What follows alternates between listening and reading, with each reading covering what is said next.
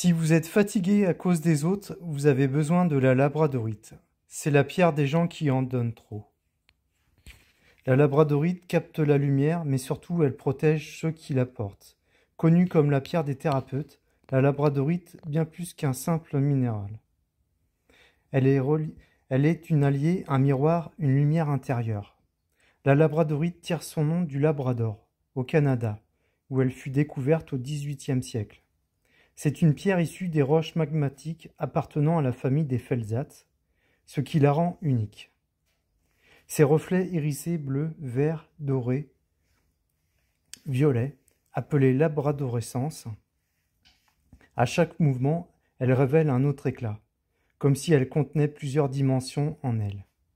La labradorite est avant tout une pierre de protection et de lumière. Elle agit comme un bouclier énergétique, absorbant les énergies négatives autour de vous et en vous. C'est pour cette raison qu'on l'appelle la pierre des soignants, des thérapeutes, des travailleurs sociaux, des accompagnants. Elle permet d'accueillir la souffrance des autres sans se laisser envahir. Mais ce n'est pas tout. Elle stimule l'intuition, renforce les capacités de perception, favorise la clarté mentale et soutient émotionnellement lors des périodes de changement ou de grande fatigue morale. La labradorite renforce l'aura et nous aide à rester centrés, tout en étant ouvert aux autres. Vous pouvez l'utiliser de différentes façons, en bracelet ou en pendentif pour une protection continue, en pierre roulée dans la poche pour filtrer les énergies en déplacement, ou encore sur votre bureau ou votre table de soins pour créer un espace purifié. Lors d'une méditation, tenez-la dans vos mains et placez-la sur le chakra du cœur ou du troisième œil. Elle vous aidera à entrer dans un état de calme profond et à accéder à une guidance intérieure plus claire.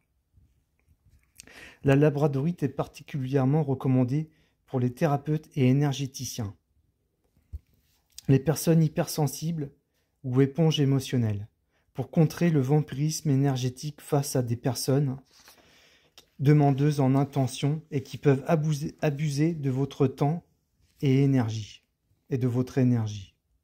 Ceux qui travaillent dans des milieux intenses ou instables, et même les artistes qui souhaitent canaliser leur inspiration sans se disperser.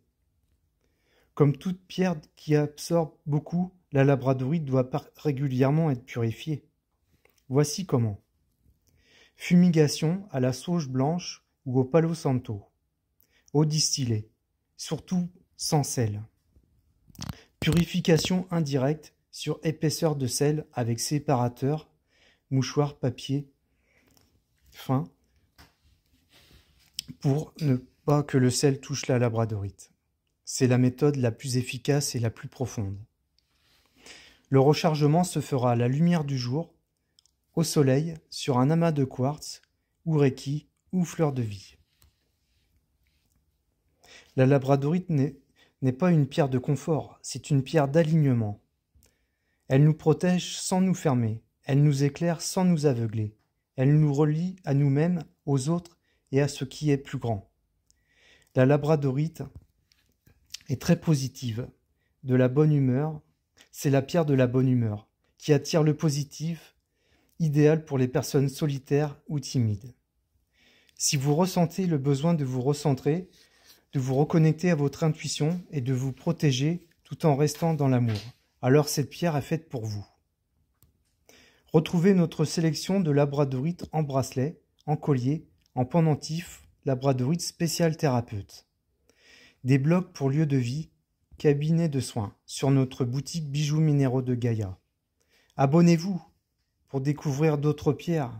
À bientôt et à votre disposition pour toute question, en commentaire ou par téléphone sur le site bijoux-minéraux de Gaïa.com.